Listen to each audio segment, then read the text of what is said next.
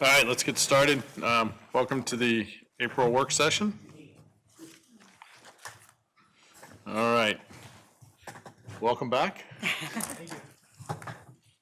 What's going on? So we had a successful weekend of shows for the High School Drama Guild's production of The Sound of Music last weekend.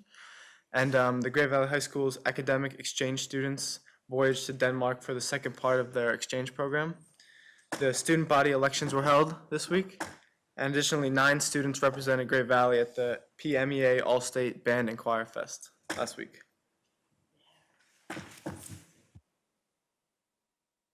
And can I just say that a bunch of us saw Sound of Music, and that was like amazing. Like I forgot that I was at a high school performance. Like it was better than Cats.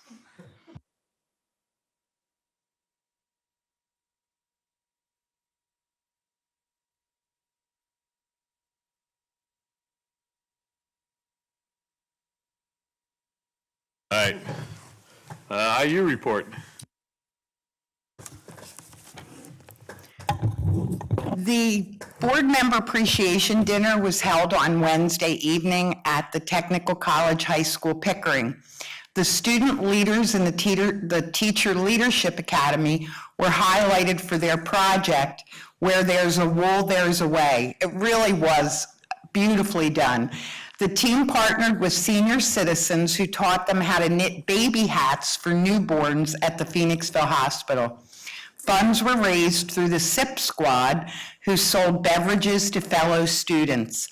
The carpentry class, they constructed the piece that was used for the display. It was really well done.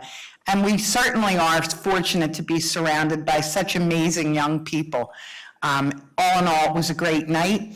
I was so thrilled. We were so well represented, and I've gotten 2 emails of appreciation that Great Valley board members did take the time to actually come and be honored.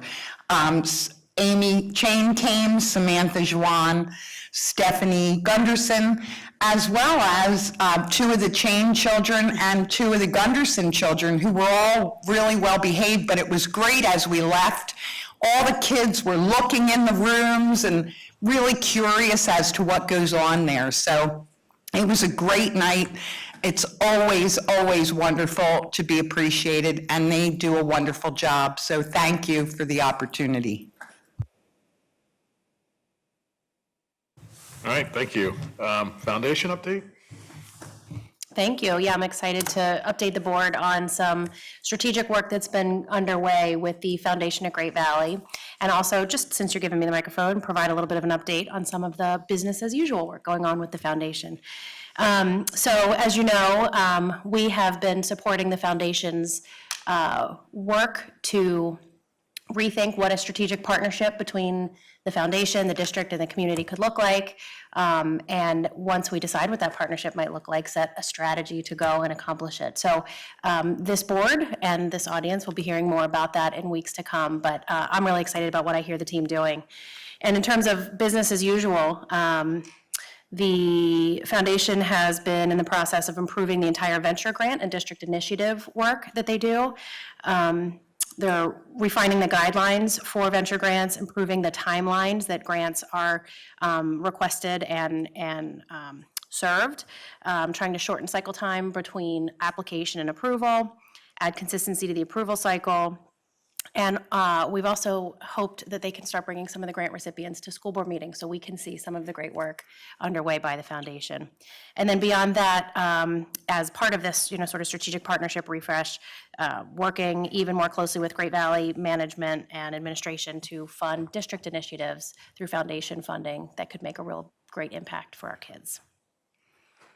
Thank you. Thanks, and I know all of us are looking forward to the outcome of this study and how we can build a better relationship and stronger foundation, so good. All right, program. Yes, we have the dual enrollment agreement with Immaculata University, and I really want to thank Dr. O'Toole and Dr. Beck, who have been working very closely with Immaculata University. And you'll see under that agreement, the letter of agreement, For $100 per undergraduate credit, our students will be able to be dually enrolled in the Great Valley High School courses, as well as Immaculata, and we're right now establishing the number of courses that will be offered for dual credit.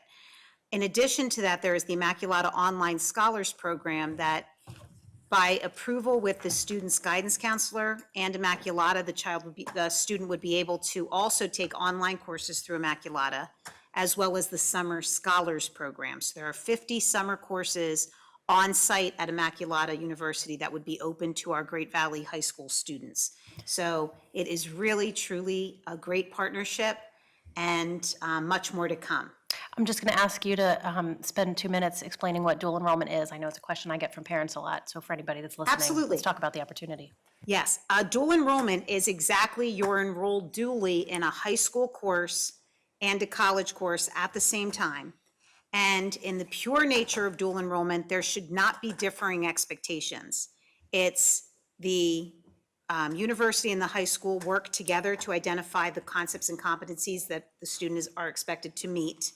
And at the successful completion of that coursework, you would receive dual credit, high school credit and university credit.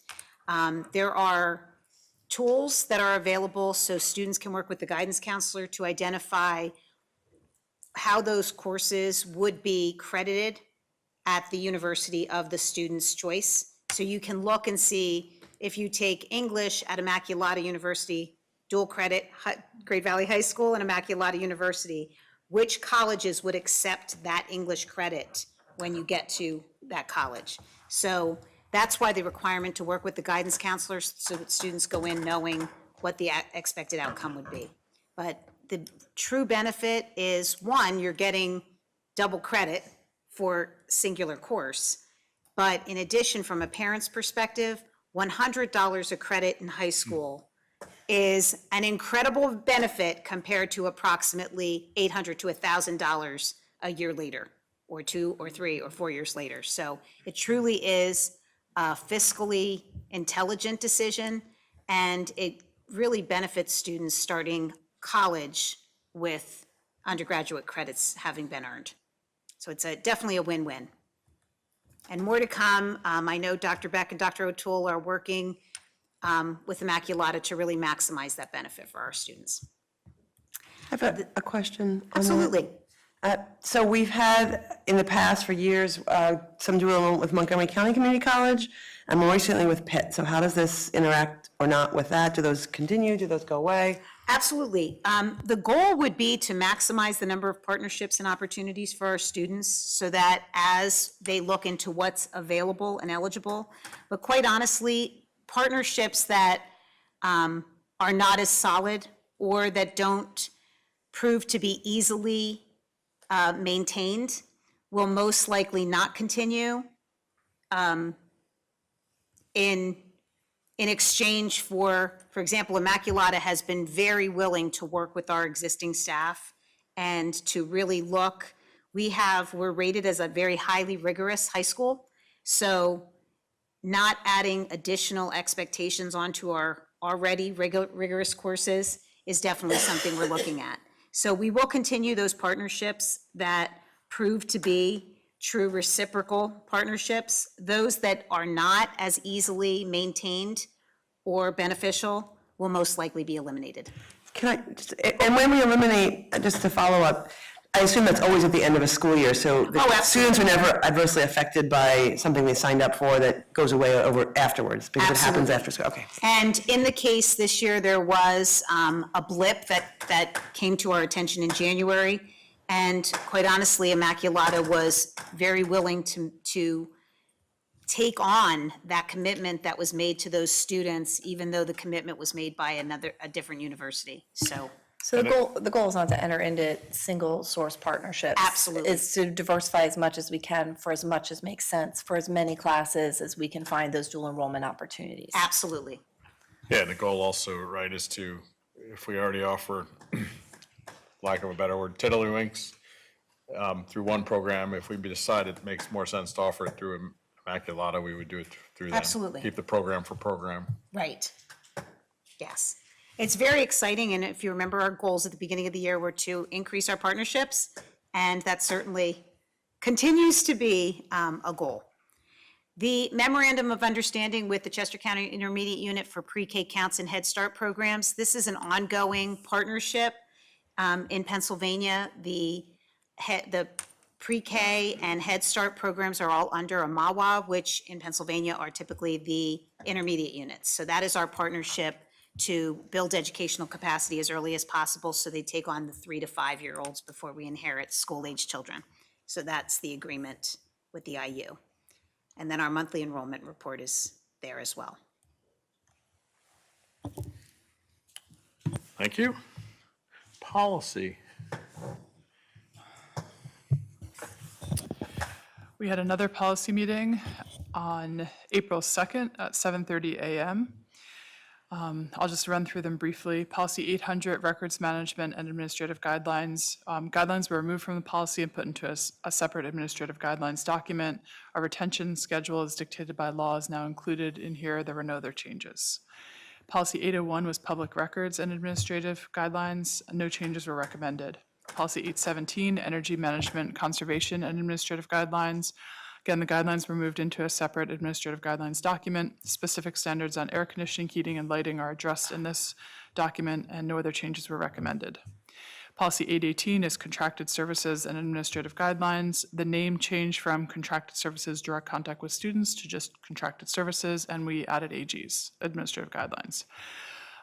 Policy 819, Suicide Awareness, Prevention, and Response and Administrative Guidelines. If you only wanted to read one of the policies from the session, I would recommend reading this one. This policy complies with state laws and regulations. We added administrative guidelines.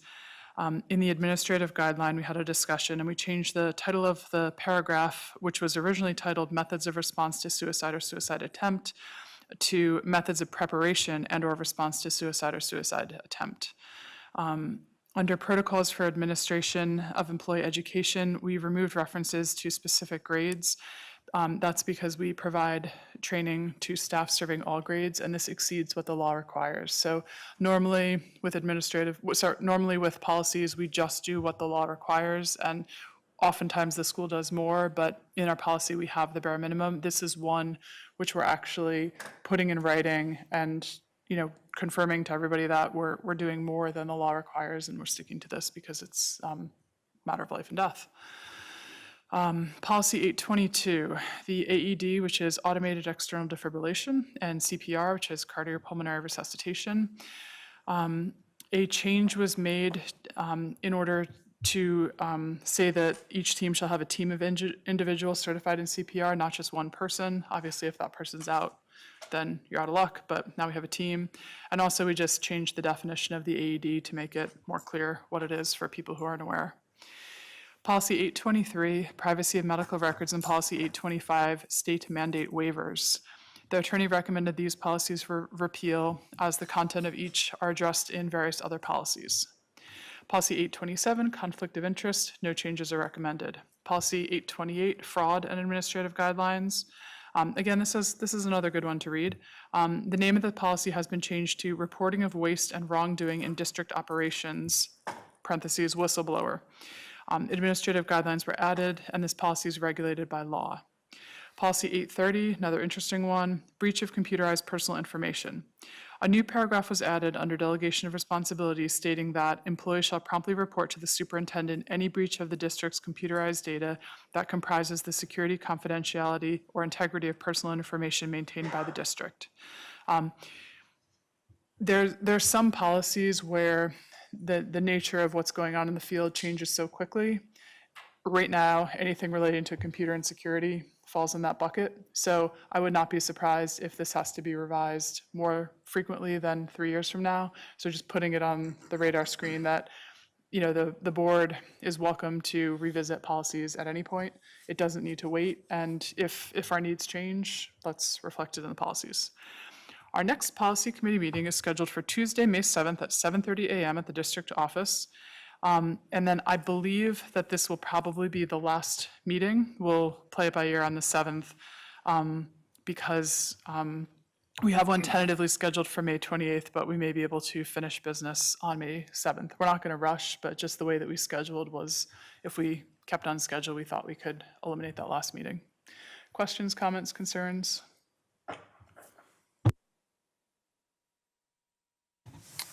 All right, job well done Teamwork. to all the team. How's that? All right, first reading is there for this month, and then second reading's there for voting next week. Adoptions and repeals. Superintendent's update. As was mentioned by Mr. Adler with the PMEA, we also had some middle school students. And again, as is always, the superintendent's update is just a sampling of the amazing things that are going on in all of our schools. 43 Great Valley Middle School students participated in honors festivals this year, and students participated in the Schuylkill Valley Area Orchestra, the SVAO Festival, the PMEA 5-6 String Fest, the PMEA 7-8 String Fest, and the Schuylkill Valley Area Band Festival. Kudos to our outstanding student musicians and their teachers. And as you can see by the smiles on their faces, they not only did an amazing job, but they also had a whole lot of fun. Mr. Cellini's face captures it all.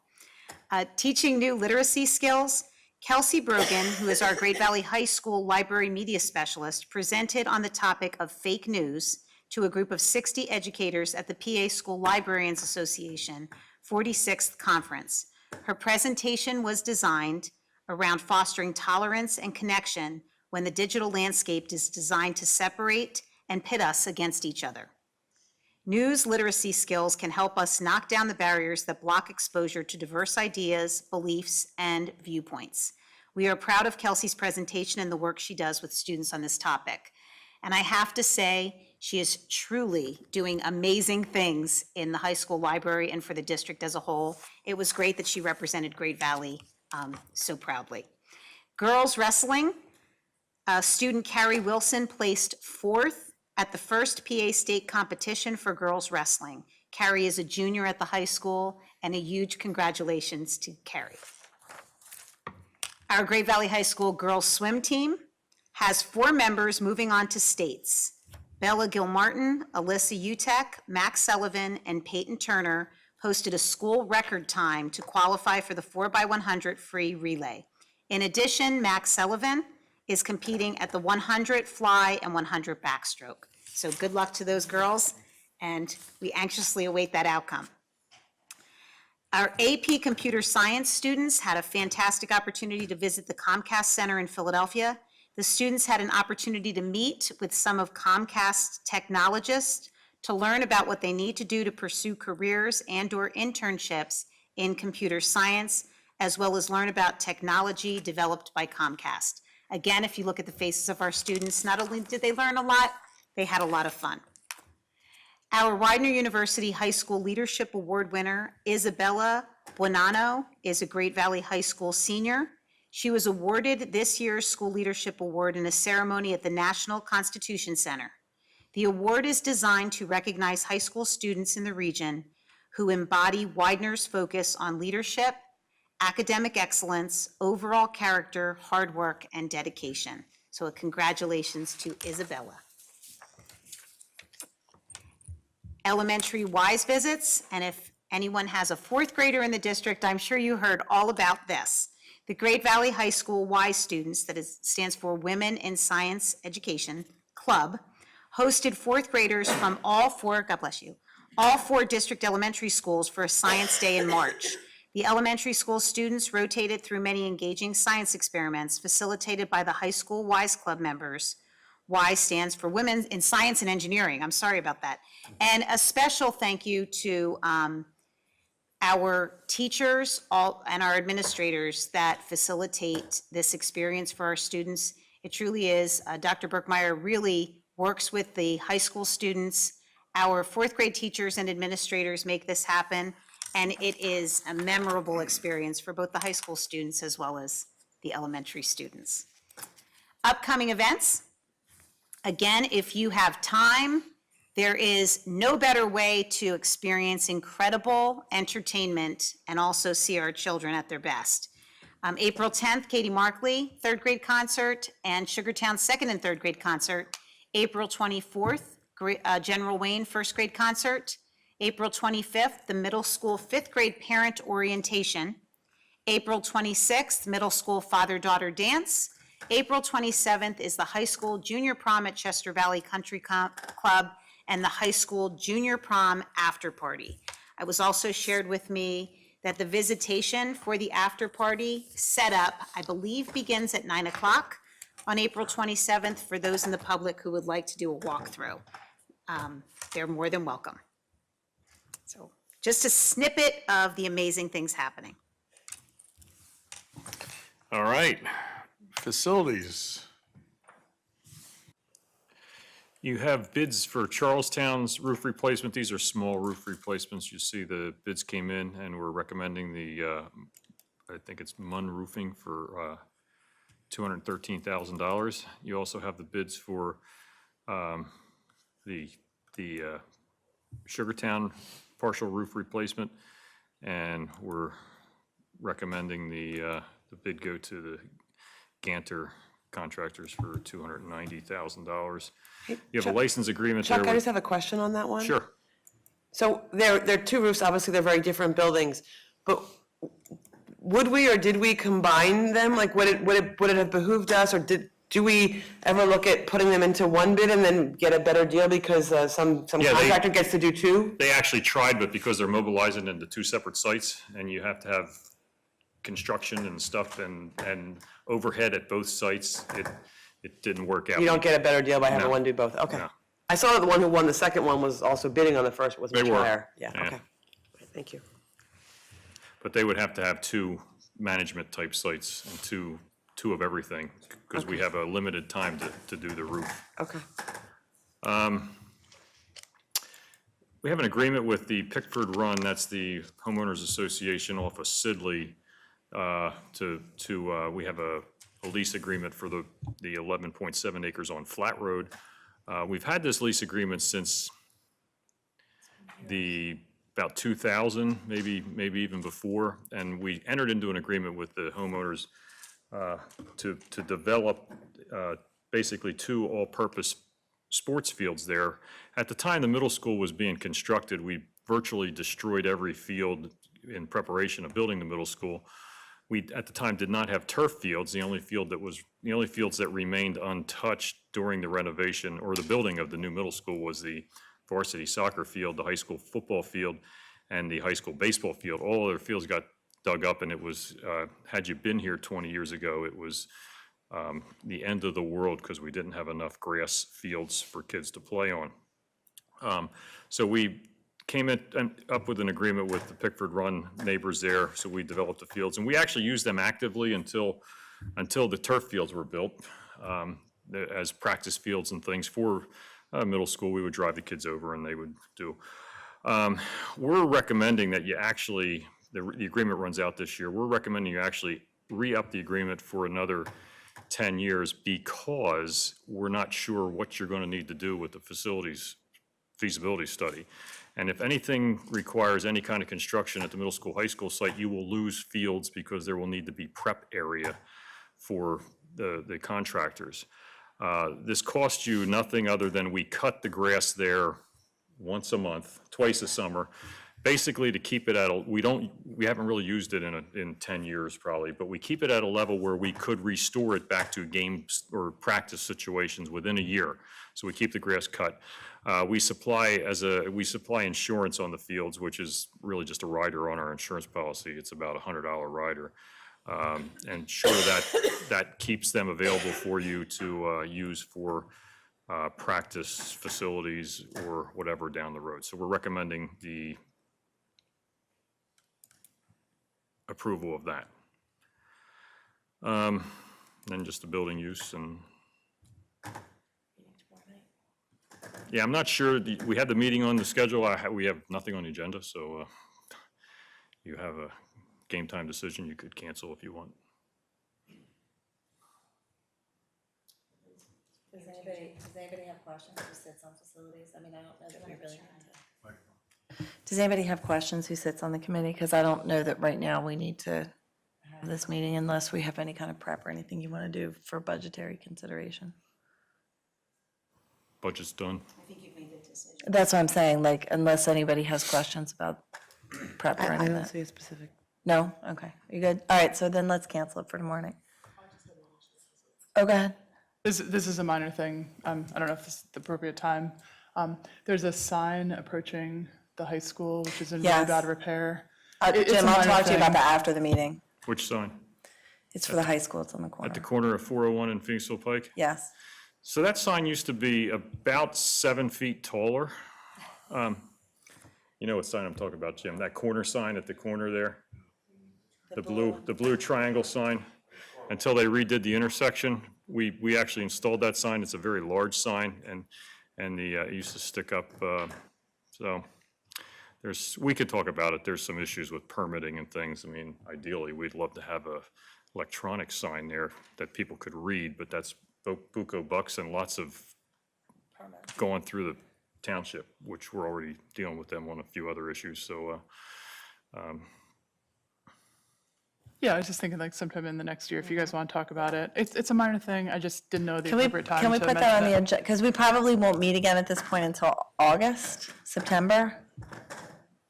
Can we put that on the agenda for then, since you're both in the room?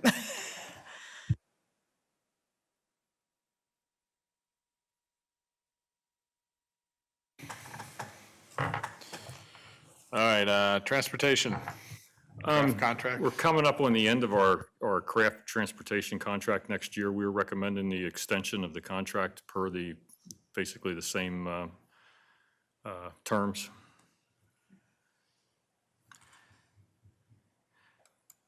I'll jump to food service then.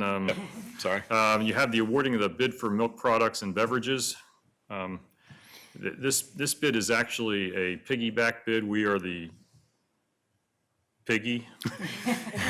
Everybody's on our back. So other schools, there's a provision in the bid where schools can piggyback onto us. I'm never really thought of it. If it's a piggyback bid, there has to be a piggy to jump on their back. So I guess we're the piggy, and they're going to jump on our backs.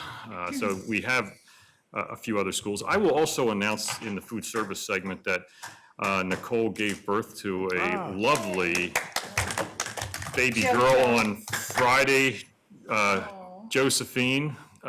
Josephine Grace. 8 pounds, 4 ounces. Hard to believe Nicole didn't look like she gained 8 pounds, 4 ounces, but something came out that was 8 pounds, 4 ounces. So You're getting into trouble here, Chuck. I know, just stop me before I say something.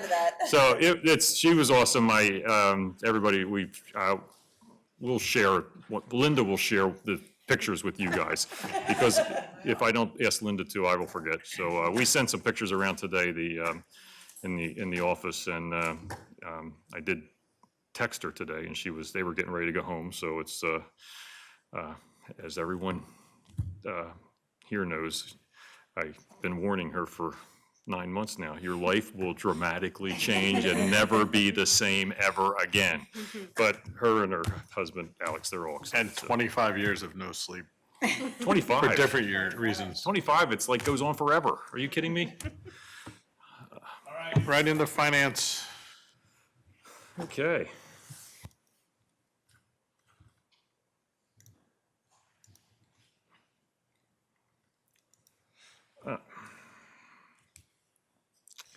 I'm not going to spend too much time on the budget, even though the administrators in the room wanted me to really elongate this presentation.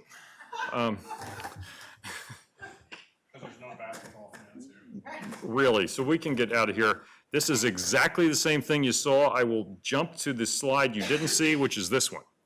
So we had the presentation by RBC, Mike Lewis and Allison last month.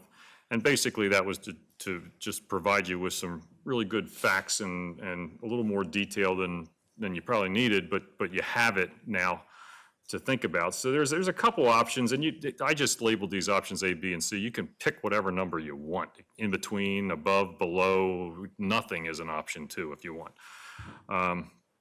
We are just recommending that you put something in place to start the pre-funding of a debt line, because you're going to need to borrow money. Guaranteed, no matter what you do, even if our growth stops and we see that we don't need to do dramatic construction, which we'll see if that happens or doesn't, but let's say the worst case is that our enrollment stagnates now, kind of the way it did after the 2009 or 10 year, you still are going to have to do some major renovations on some of these buildings, which will require some funding, which will require some bond money. So pre-funding it at a time when you're a little more structured to do so, it's the smart thing to do. So option A, which is kind of a number that, quite frankly, we just pulled out of the air because we figured $1 million would be divisible, multipliable, figure out what you want to do. You want to do 2 million, you want to do 500,000, you could. So just to kind of show you what happens is, one line is we budget $1 million, which is what you have in the budget that you're looking at tonight. The current tax impact is about 1.2%. You're going to see in a couple slides that the recommended millage increase for 1920 is 1.4%. So it's just a smidge over that. If you did $1 million every year, the cumulative tax impact would be about 3.5% over 3 years, not 3.5% in any year, 3.5% by the time you're done. You'd then have a single line item in the budget that is dedicated to a bond payment of $3 million. If it's less, take some away. If it's more, you only had to add a little bit to it. But also you would have, without calculating interest and compounding of that, you have $6 million set aside, which, as Mike and Allison showed you last month, it's really $6 million and several $100,000 set aside. That will be an offset to whatever bond you borrow. If it's 50 million, if it's 90 million, if it's 25 million, you have that. And the other two options just kind of show you what you want to do selecting something there. You don't have to lock into $1 million this year and has to be $1 million every year. If something goes south next year, $1 million this year could turn into 500,000 next year. If something gets better next year, $1 million could turn into $1.5 million next year. So there, talk. I just asked for clarification on the calculation. So if I look at that option A, with 1.2%, which is and you said the total we'll see in a few slides is 1.4% is what we're recommending, right? Is that what you said? So this will be most of it. Yeah, if we didn't put this in the budget at all, we'd have an increase so small you could find the change walking the giant. So by the time you get to the third year, if that maintains the same rate, you'd have $3 million coming in the third year. But the total is $6 million, so it's $1 million the first year, $2 million the second year, and $2 million the You'll third save year? $1 million the first year, so $1 million will be put in a debt Right? fund. Next year, that budget goes from 1 million to 2 million, because you have $1 million in place, you're adding $1 million to it, so now it's 2 million. So you not only have the $1 million that you saved the first year, but now you're gonna put 2 more million into it, so now it's 3 million. Then the third year, it goes to 3 million, so you had 3 million in the bank, now you're gonna have 3 million more to add to it, so 3 million adds to the 3 million becomes 6 million. That assumes you're Continuing, yeah. Continuing that raising 1 million. taxes $1 million a year. Yeah, And then and- it's compounding over those 3 years. And because you're adding the same dollar amount every year, the 1.2% actually kind of goes down a little bit because the value of a mill is going to go up. So 1.2% might be 1.2% next year, or a little less than that, and 1.1% the year after. So it's, again, as Stephen's been waiting for this, it's just math. This makes so much sense to me. I mean, we know we're gonna have to do something with these buildings. There's absolutely no way to get around this. And we know that we don't have that much money in our capital fund right now that we could just pull out $6 million or $9 million and do something with it. So I think that to be fiscally responsible to phase this in is really the only way to go. To me, anyway, because it lessens the impact on an annual basis, and it gives us a good start for where we need to go irrespective, it's 6 million or 9 million, irrespective of a $90 million bond issue. I mean, we've seen what it does to some of the payments and interests over time, but it's going to have a significant impact. And I think that we would not be responsible if we didn't take this into consideration, especially in the fact that we can change it year to year. So if next year we want to do more or less, we can reevaluate this every year to make sure that we're being responsible with it. But I can't see how we do less than $1 million this year. So should we right now be having a conversation about what level we're interested in, or is that too preliminary? Well, I 'Cause think would first be- we have to I'm make not a done yet. decision as to, is that what we not want to do? And then We haven't had that talk yet.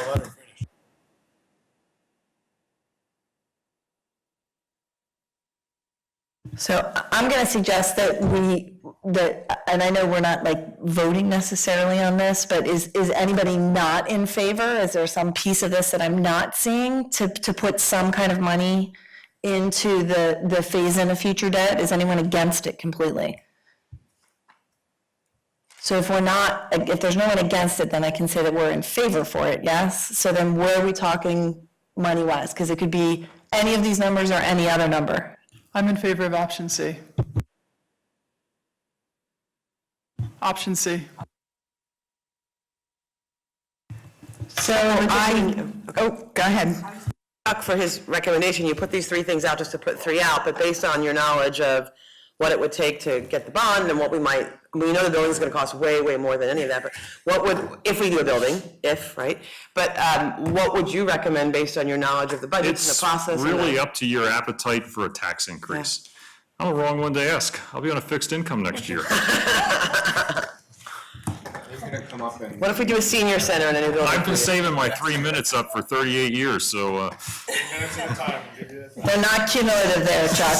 But at the end of the day, we're gonna have to pay for this work. Yes. One way or another. The question is, you wanna pay for it with interest or start paying personally, it if again? you're asking for a recommendation, I mean, the more you do, the better it'll be in the long run. And if you do more and then you don't need as much, you actually can carve back and have a year with maybe no tax increase 3 years from now or whatever. Or maybe enrollment continues to pop and it's bigger than what, Mike and Allison and I are projecting, and then you're a little more structured for it. Instead of having 3.5 million or 3 million in the thing, you have 4 or 5. And again, I'll remind you, if you do one amount this year and next year something happens, tax appeals go away, some economy goes, you can always not add anything or add a smaller amount so that, this year could be $1.5 million, next year could be 500,000. This year could be $1 million, next year could be $1.5 million. This year could be 500,000, next year could be 2 million. But what we have to remember though is the decision is this year only, Right. right? We can this year plan only. ahead, right? But the decision is whatever we feel is appropriate for this year. What we do for next year is So can I speculative as anything, so. ask him a couple questions now? Anybody have a problem? So Chuck, if right now in the budget, we're at option A, that's what you have factored into the budget. And with the budget the way it stands and option A factored in, what are we looking at as a tax increase? 1.4%. Okay, so if we were to take option C, which factors in $1.5 million, what are we looking at as a tax increase? Well, 2% out of your 2.3. Just know one of my ultimate goals was to make sure our tax increase was lower than Westchester's so that we could be the actual lowest millage in addition to earned income, which we don't have and they have. And so if they go less than 1.5% and we're at 1.4, we'll still beat them. So my feeling is, I think that 1.5% this year is way too aggressive. We just voted for all-day kindergarten, and we know what the projections are as to what that's going to cost. We really won't know what it costs us until we get there. I think for this year, 1.5, in my mind, is too aggressive, but I would love if we could agree to revisit this annually instead of coming up with right now, yes, we're going to do this every year. Like, just look at it in a capsule for 1 year. You can't, no, we don't know what next year's budget's gonna bring us. Right. So to sit there and say, we're gonna say this is what we're gonna do for 3 years is just, Crazy. crazy, in addition to the fact that every year, 9 people vote. Right. And next year, there will be at least 3 new people, right? I think part of our responsibility, which we're doing right now, though, is to make sure the community understands if taxes are going up, why they're going up. Taxes aren't going up because programming is out of control. We are making a purposeful choice to plan ahead responsibly for infrastructure needs that we know are coming down the pike. That's very different than a runaway budget. I mean, I look at it this way. We're basically talking a 0% tax increase, 0.2. Close, yeah. 0.2. Change if I walked a giant on a peg leg. Looking at the ground the whole time for nickels and dimes. But basically a 0% tax increase or slightly above it. In a year that we're adding kindergarten, because we believe that'll be more or less a wash, but it's still gonna cost us some money. And we do have a lot of growth that's going on, which is bringing in revenue. On the flip side, we know we're gonna have a few more teachers to accommodate all that growth. So to me, it looks like we've done a great job of getting to minimizing what we're spending, or optimizing it, I should say. And I don't know, 1.2%'s not bad. The 1 million to me is not a bad option. But I just think that if we are able, and none of us, well, I'll speak for myself, I do not like to raise taxes. That's not why I joined the board. I don't enjoy it. It's not fun. I don't derive any pleasure from it. But knowing that if we were to raise taxes, that we would save more money in the long term, taking a long-term fiscally responsible use, that's what draws me to saving 1.5 million early, because I think it'll pay off more over the course. I mean, long after some of us have moved from the school district, potentially me, but I think it'll benefit the community more, so. I agree with Steph for some of the same reasons, and additionally, because if we're, like you said, without this, we would be at 0.2%. With this, we'll be at 2%. And again, I don't just want to raise taxes, but we have the ability to stay easily within the Act 1 index this year and do the $1.5 million, whereas we don't know what next year, the year after that holds. There could be some other large expense that we're not aware of that would cost us to spend a lot of money and we won't be able to put the money away next year, the year after that. So I kind of just, while you can save it, I think we should save it because we know we're going to need to have some large fund for construction. And crazy things can happen too. Our neighbors in TE, I read, were potentially facing a 6% tax increase because of an accounting error. So, things can happen even in the best run school districts, so. That's why we have Chuck. I know, but Well, just one other thing. I think we have an obligation, not just to our children, but 80% of our tax base, and they are important, either have no children in our schools and/or are senior citizens and/or retired. That's 80% of our tax base. I think that percentage every year wants us to, of course, do what's in the best interest of children, but they're always looking for a savings. And I think we go to option C, we're not considering them. 80% of them, all on the higher end of the age scale, in 5 or 6 years when we need to do something, they've been paying taxes and some of them are dying off and new people are living in their houses. I think option A, especially take that portion of the tax base out if you want to. Option A, I think compared to what we generally have been doing, I think option A is good. I also think that it reduces the tax burden of that 80% from 1.8% to 1.2. And I think that serves our purpose as well as recognizes that percentage of our community also could use some kind of a break. It's 0.6%. It's more than half a percent, and might not look like a lot to us, but to somebody on a fixed income who really hasn't had kids in their schools for years and years, I think that means a lot. So I'd like to recognize those people by sticking with the 1.2. It's just my opinion. So to look at it another way, just so you can kind of focus, let's pretend you didn't have a currently brilliant business manager bring you this suggestion. And so I can say whatever I want, because what are you going to do? I haven't said that yet today. But anyway, so 3 years from now all of a sudden you have to do something and you haven't made any plans. It's going to cost you more money then, because you're going to have to do things. You're going to have to raise taxes. You're going to have to do the exceptions. You may even have to cut programs to get enough money to get the buildings ready so that you have a place for who's left. So this is a way to kind of phase things in. Will it cover and be the silver bullet that takes care of everything? No, but it at least puts you in the right direction.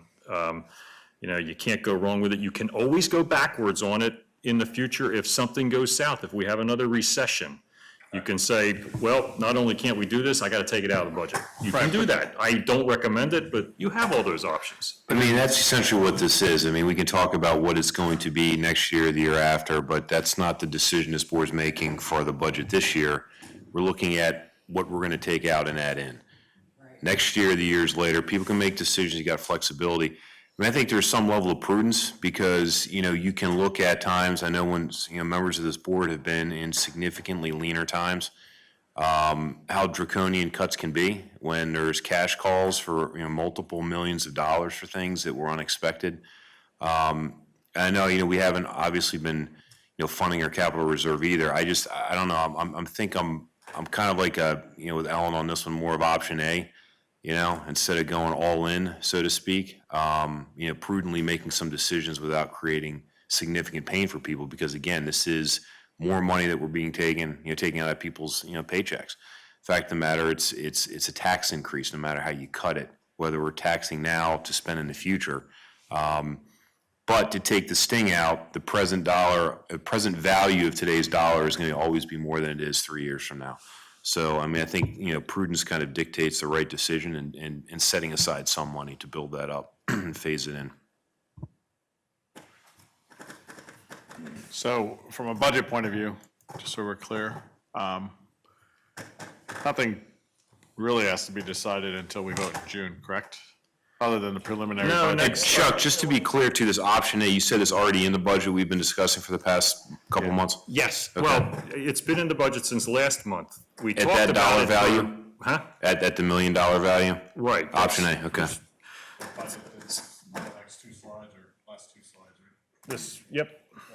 So this budget includes that $1 million, just $1 million. If it didn't, then you would add whatever or subtract to the bottom line there. So I'm just going to kind of whip through this quick, and there's the slide I kind of alluded. Before it, reflecting, nope, the one you were just on, the tax increase. Right Yeah, there. Right there.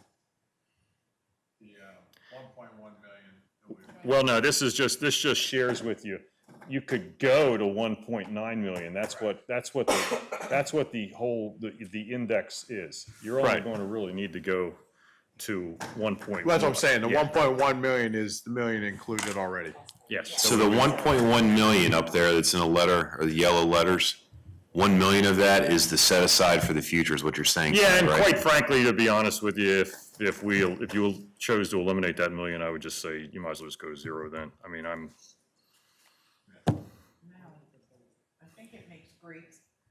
think it makes great sense to do this, definitely does. and it's a decision every year you can make. If we could guarantee, like Phil was saying, if you could guarantee the economy is going to be the same for 3 years, you could set this in place and say, you're going to do this every year. You can't, because next year, this time, you're going to be sitting here, it's going to be different stuff, might be better, might be worse, might be the same. So when do we decide the exact amount that we want to push it to in June? So Or next earlier. week's, well, 2 weeks from tonight's tentative budget or preliminary budget, which you must approve, and there's a resolution you'll have to do, it's in there, will include this. Again, as you've heard me say this before, it'll be the last time I get to say this. The preliminary budget is just like your prom date. So you're taking he or she to the prom, but you don't really have to marry them. June, you're getting married, so figure out if the prom date was good enough for you, or if you need to find somebody else. So if the preliminary included the 1 million in preparation for future need, and we voted on the preliminary, and then in the meantime, we had further discussion and people agreed to a different amount, lower or higher, then you would revise it. But right now, unless we all say, hey, we want you to change that budget and put the higher amount in there, you're going forward with the 1 million. Correct. The only thing you can't do with the final budget is go over 2.3% tax increase, because you elected that back in January. Am I allowed to ask here, and stop me if I'm not, is anybody else besides me and possibly Samantha in favor of the 1.5 million, just so I can, Just because you can't take a vote and you didn't hear any other discussions around it, I can't. you can draw your own conclusion on that. Right? It's the best way to handle that. But again, it's one for the preliminary for now, if we leave it the same, and I don't think we've heard enough argument to say change it. And then in June, if there's a different opinion of 5 board members, we could change that number, as Samantha said, up or down. Can I get, adjust it. for preparation for the next meeting, can I please get a slide which shows how much savings and interest there would be if we were to do 1.5 versus 1 million? And I know it's hard because we don't know what we're doing in future years, but Interest on, Like the presentation we had the last time. Yeah. So we already know what the 1 million is from the presentation that we had the last month, I think. I don't know that there's too much will to go any other numbers between 1 million and 1.5 million, at least in this moment. So I think what Steph is asking is, can you plug, or can they plug 1.5 million in and just send us those slides again? Is that? yes. Okay. And also show the total budget that way too, so we can see. You just showed us the budget with the 1.1, but show it with the whole. Yeah. piece of cake. Just made that next meeting 10 minutes longer, guys. Just kidding. Okay, which mouse? You have the IU budgets there where you'll have to approve at the next meeting. 2 different budgets, right? One's the core budget, that's the core occupation ed, you'll have to approve them all. Yep. And could I just interject here for a second? So the third piece, the marketplace budget, the CCIU board will vote on the 20th of this month at our meeting, and then it will come to us the following month. Both the budgets that we are voting on at our voting meeting, there's no increase to either one of those budgets. So that'll come up at the voting meeting, but that would be the only question I would think. And if anybody has any other questions, if you want to send me an email, I'm happy to answer them before our voting meeting, if you have questions on what's comprised in the budget. But neither one of them has increased.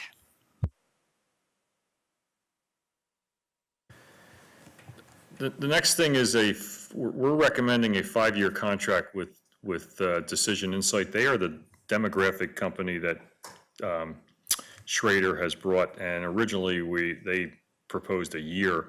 We're actually recommending a 5-year agreement with them, and here's why, because it's not true math for 4 years because of changing to full-day kindergarten. The calculation for the cohort from kids moving from kindergarten to first grade will change next year because now you will have more kids. So if you were to average that out, it's a 4-year look-back average. So until you have the entire thing, you need somebody other than your business manager doing the math, because when it's just math, it's pretty easy. You just run the numbers. But this will take a little bit of subjectivity and analysis on the calculation, especially for the kindergarten to first grade cohort. The retention will change. Right now, the retention is 30% higher. It's 130%, give or take, for kindergarten.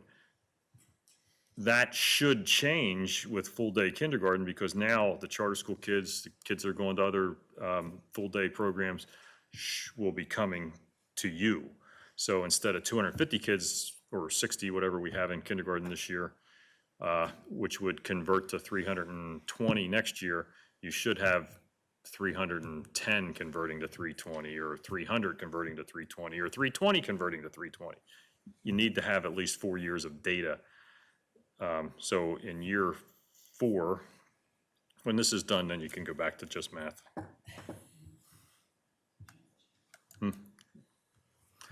I might have just missed this when you said it. This is, I understand the connection to the feasibility study. Is the firm that we've hired to do the feasibility study also paying for this on our behalf? No, this would have been paid on for us. We would have paid, it was as part of the, And we've done this in the past, but because we were more spot checking against what Chuck's calculations were as opposed to, but because we've made this huge change, I think is why Chuck is saying it's too, we can't spot check in this time. We have to, I just remember the firms citing Decision Insight as a place that they got their data. So if we are already paying them for their access to this data, I wouldn't want to pay twice. There's also the good news is it was the same for all three firms. right. Yeah, I remember it saying specifically that it was an option and asking them, was it an option? And they were clear that there was different options we could get with this company and we had to pay, so. The next is the program placement with LearnWell. That is a provider for instruction for students who need something different, specialized programming.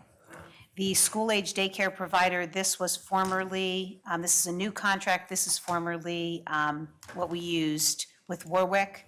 The name has changed. They now have a different name, but also the agreement changed because it's before and after care rather than during the school daycare. so it just says per day in the contract. So I just want to make sure, because it'll never be, at this point, I don't think we have enough rooms to have them end up, like, for some kind of crazy all-day thing unless school is canceled. So there's some kind of understanding of what day means, because it says Yes. per day school's in session versus per day school is not in session as far as, I mean, I know the rate is small, but I'm more concerned about building use than I am the actual dollar Right, this is amount. only for before and after care. It will never be as it was. Well, They are assigned, they will all be assigned. Jim and Ken and I went around, and Regina, with the principals, and we identified the spot. Basically, the spot Warwick used to have 25 years ago. It's the cafeteria, storage and things. So even when school is not in session, they'll be in the cafeteria. Principals have made arrangements for the kids to have space to, the ones that need homework quieter than being in the cafeteria. So we have that in every building. So it kind of reverts back to the original contract. And it's really the pricing model here was it was higher per day per building. Not fair since they don't, that we charge them the full amount, so we, because it didn't specify what a day meant, I just Right. wanted to, because I know that there will be a difference between when school is not in session and when school is in session. So I wasn't sure if that's defined someplace else so that they don't think that they have access to entire whatever that is. Right, and Nicole has actually been the liaison. It's Today's Child is now the name of the company, formerly known as Warwick. And they've been in contact as far as what space, and they've really been great. And this conversation started long before you all decided that full-day kindergarten was a go. So they were open to all possibilities. Just have a question. They pay to me, what seems like a low rate. I don't know what the going rate is, but the rate is $48 per building per day. They're profit-making enterprises, right? So how come they pay, and how come they pay so little? Is that just because we want to offer the service? And it seems very low to me for the use of space in our school for a few hours a day, even if it's less hours than it was. And they're charging parents hundreds and hundreds of dollars. So- well, And many parents are getting charged that? They're getting a lot of, I don't know how they work the companies. When we do but- the bid, we don't do it to make money on the rental. We do it based on which organization charges the least to the parents on the program. Quite frankly, and I don't know if anybody's a Y fan, but the Y charges out the gazoo.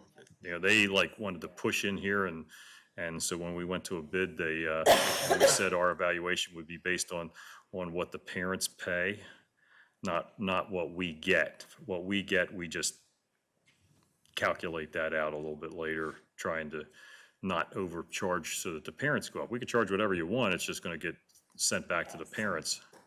And I honestly think this is a service that does so much for so many of our families, that for us to keep our costs low, it benefits so many of these kids, the before and after school. I mean, just because of the way working world works now. Yeah, I use it. I just wonder if they're saving money on that. I don't know what they pay these kinds of places in other districts. If they're saving money on that, are they truly giving it back to the parents? Are they just making more You money? would- I you would just be- don't know, like, what's comparable elsewhere? Is You would normal? be, I can tell you what's comparable elsewhere, because we do comparisons. That would be good to know. We probably get one of the higher rates per day. Some schools, districts don't even charge them, and they're charging the parents more. Now, some schools may be giving it free and not charging, because they're trying to entice charter school kids to come back. You know, we're not in that situation where we have many charter school kids and you're trying to get them to come back. Yeah, I mean, I benefited from it greatly and was glad that it was in our schools, because I know in other districts, sometimes these services come, they're outside and they have to pick the kids up, and it gets very messy. So I was just surprised by the amounts. I had no idea what they were, and it seemed to me low for using a large space.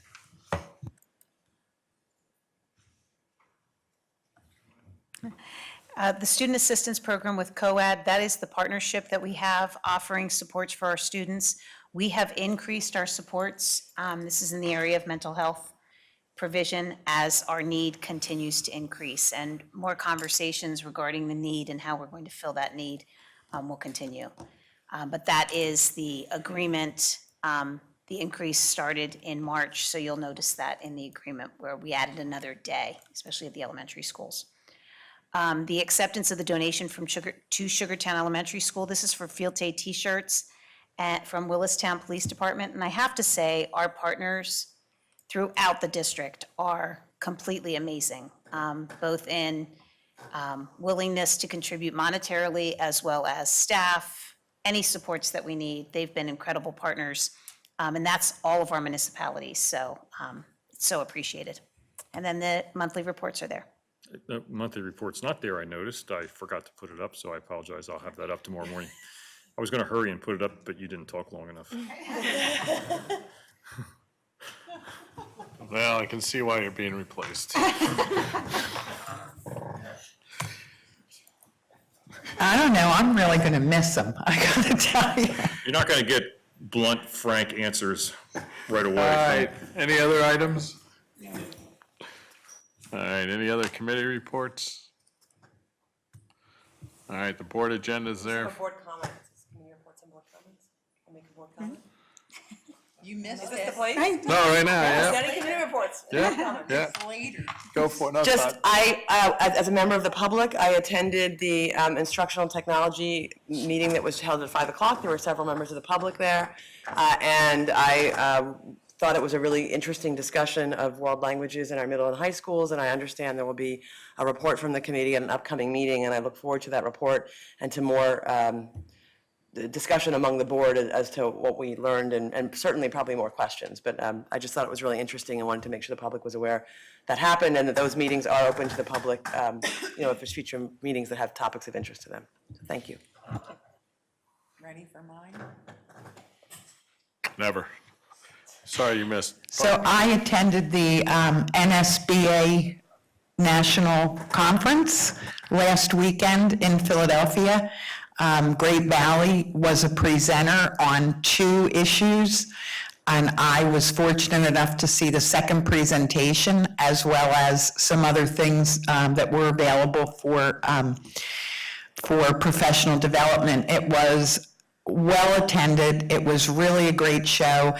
And I just want to comment, Regina, your team did an amazing job with that presentation. And I understand, because I've gone to so many of these things, that really is an honor to have been asked to assist in that presentation. Chuck, you did a phenomenal job. I videoed it, and I've watched it several times and have learned a lot on how we use our data and what you've come up with that has really been beneficial to us. So I wanted to take a second and say that. You did a great job. Thank you very much.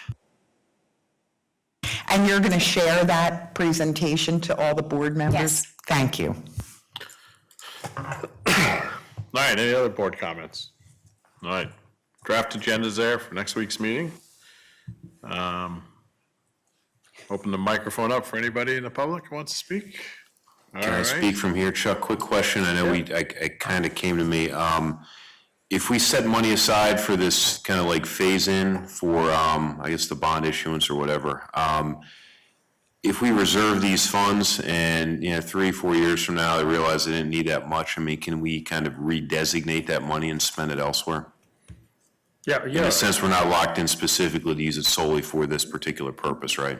right. Okay, thank you.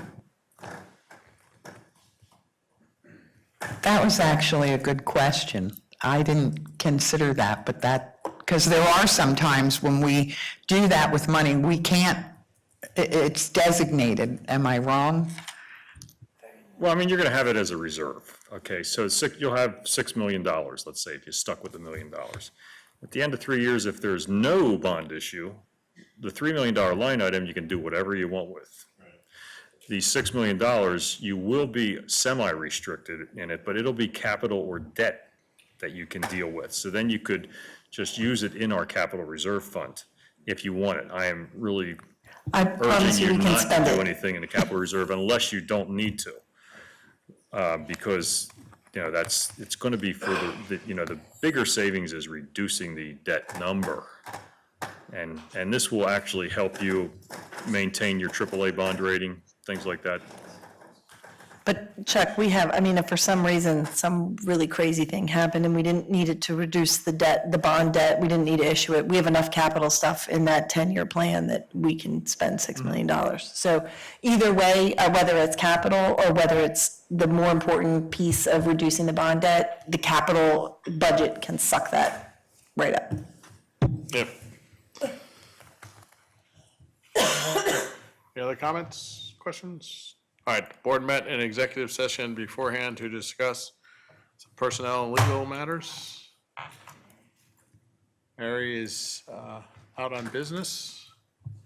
And motion to adjourn? No meeting. Oh, Just sorry. we're done. I guess we can just adjourn, you're right. Thank you very much, everyone.